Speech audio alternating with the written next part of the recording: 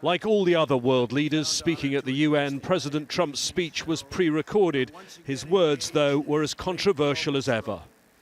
We have waged a fierce battle against the invisible enemy, the China virus, which has claimed countless lives in 188 countries. Fact-checkers in a country that suffered more than most from COVID-19 are likely to question those claims. As the Chinese ambassador to the UN listened in the General Assembly hall, the president intensified his attack on China. We must hold accountable the nation which unleashed this plague onto the world, China. In the earliest days of the virus, China locked down travel domestically while allowing flights to leave China and infect the world. China condemned my travel ban on their country, even as they canceled domestic flights and locked citizens in their homes. Before introducing President Xi, the Chinese ambassador made an impromptu intervention complaining about bullying. China resolutely rejects the baseless accusation against China.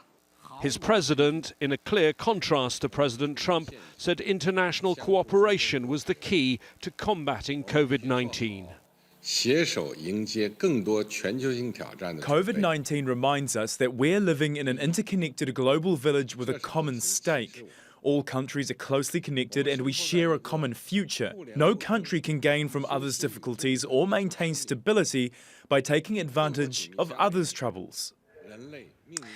OK, James, so US-China tensions have been the headline, if you like, of what we've heard so far. But very shortly, I believe, we're going to be hearing from Iran's President Hassan Rouhani. A lot going on for Iran right now. What should we expect from that?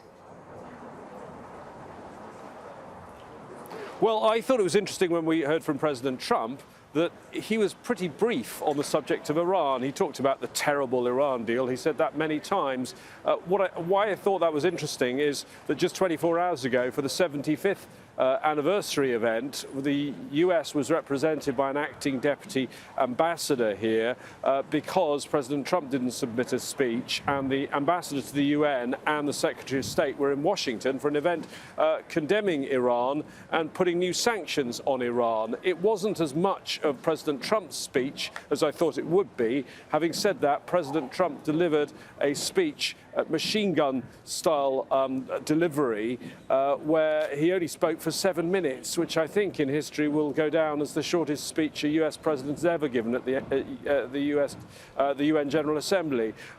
President Rouhani clearly will respond not just to that speech, which didn't say all that much about Iran, but to recent developments. And those recent developments are this claim by the US that international sanctions, UN sanctions on Iran, have snapped back under the Iran nuclear deal 5 years ago. The rest of the international community say, oh no, they haven't snapped back.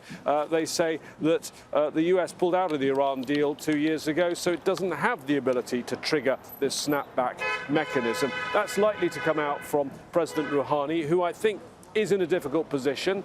He has been a strong supporter, reluctant initially, but a strong supporter of the Iran nuclear deal. And there are hardliners in Iran who are not so keen on the Iran nuclear deal. Clearly, going forward, the big moment will not be this moment of the UN General Assembly and the snapback or not snapback. It'll be what happens on November the 3rd, the US presidential election, because Joe Biden has said that if he's elected president, he will in some form try and rejoin an Iran nuclear deal, even if it's a reformed Iran nuclear deal.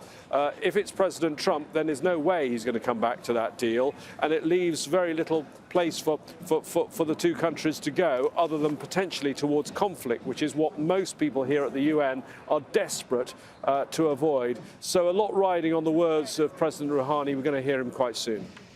OK, for now, thank you for that, James Bays at the United Nations.